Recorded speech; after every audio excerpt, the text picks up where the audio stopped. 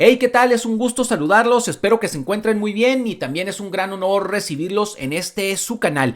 Este es un video muy especial para mí, puesto que les quiero dar a conocer y que también sirva a manera de presentación de lo que es mi más reciente libro que acabo de publicar de manera independiente, que se titula Sangre y Superstición, 7 relatos oscuros inspirados en leyendas que contaban nuestros ancestros. Lo pueden ustedes encontrar en Amazon, tanto en versión física, pasta blanda, y también versión ebook o Kindle. Y este es un libro, es una compilación de 7 historias o 7 relatos cortos de terror que, como lo dice el título, están inspirados en leyendas que contaban nuestros ancestros. Ahorita les daré a conocer más al respecto.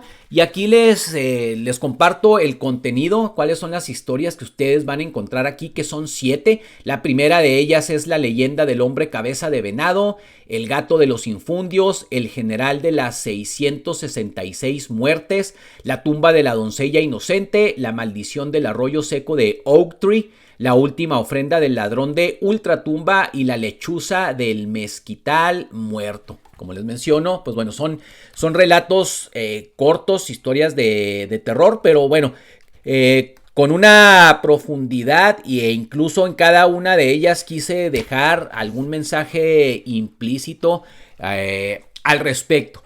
Y les menciono que son leyendas inspiradas en relatos de nuestros ancestros porque estoy seguro que la gran mayoría de ustedes, muchos de nosotros, pues siempre, ya sea por parte de nuestra abuela, alguna tía, algún familiar, alguien, siempre de niños, yo recuerdo de niños a mí, me contaba mi abuela principalmente historias o relatos de fantasmas, de apariciones, de terror que se remontaban a tiempos pasados y que siempre estaban relacionados con los lugares de orígenes de nuestros familiares. Sé que también a muchos de ustedes les contaban algunas historias de esta naturaleza. También en el caso de mi esposa, ella también, su abuela, incluso yo recuerdo haber escuchado algunas, bueno, historias y relatos relacionados de sus lugares de orígenes relacionados, ¿no? Que siempre decían que en el pueblo de donde eran originarios o de la ciudad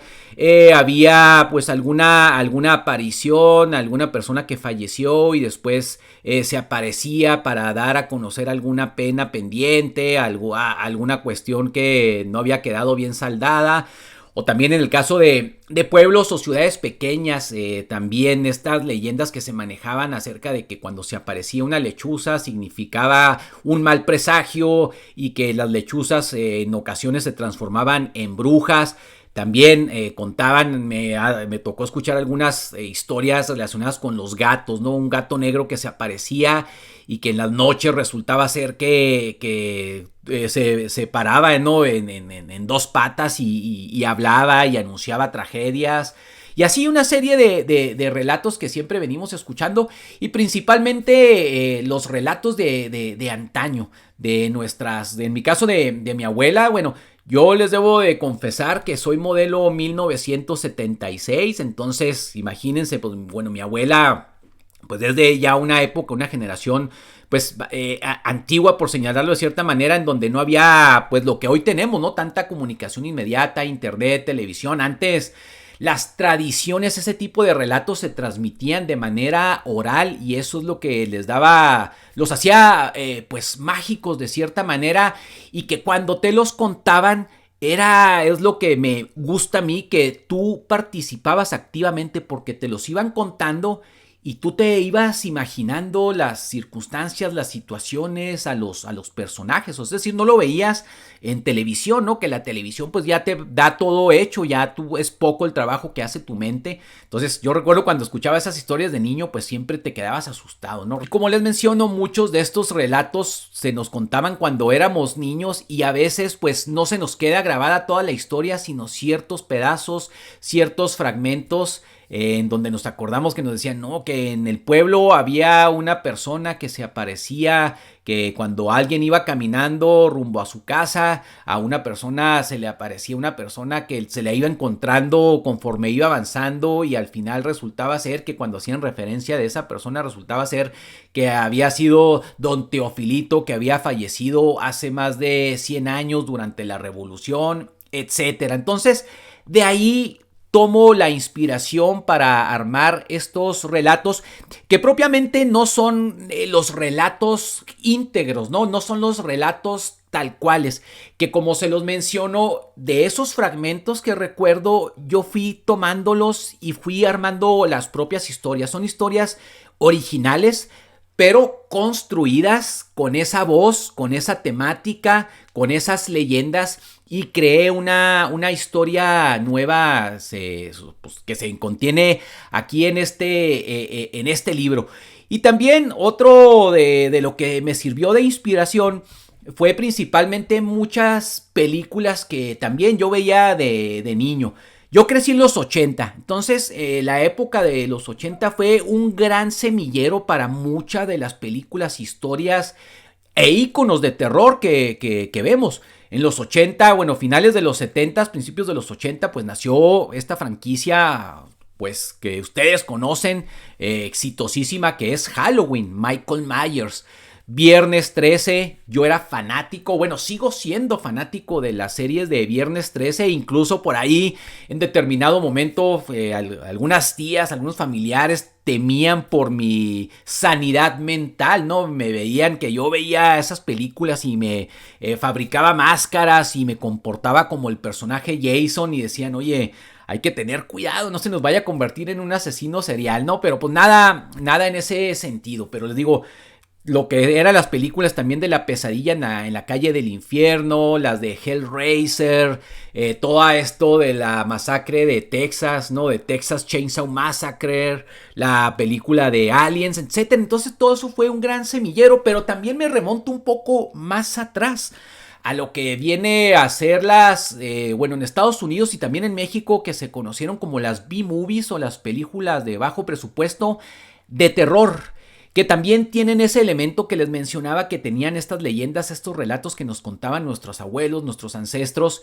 que siempre, al ser de bajo presupuesto, obviamente no tenían pues muchos efectos, no tenían pues grandes producciones, y muchas de las cosas las dejaban a interpretación, a la imaginación.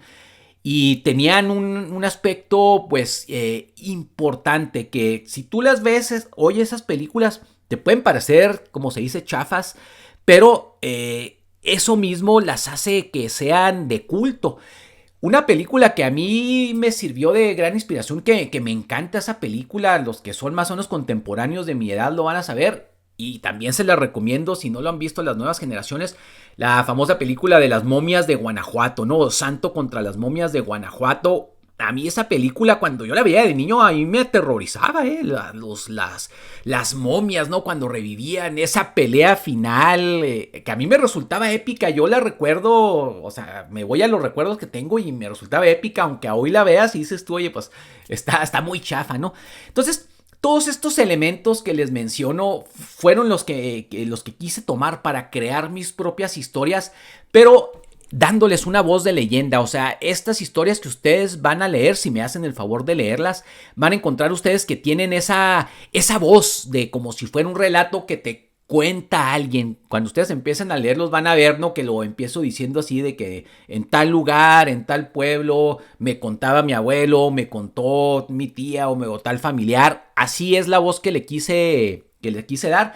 Y como les menciono, o sea, de todas estas cosas, estas leyendas, historias, relatos, de todo lo que yo recuerdo, lo asemejo como si encontraran ustedes un cajón grande con piezas de Legos, de estos para armar, y bueno, tomé una pieza de aquí, otra de acá, y así fui armando mis propias historias, que se puede decir son un condensado, una mezcla de todo esto para pues aquí recogerlas, darlas a conocer. Entonces, creo yo que si les gustan todos estos relatos, todas estas historias, las van a disfrutar bastante.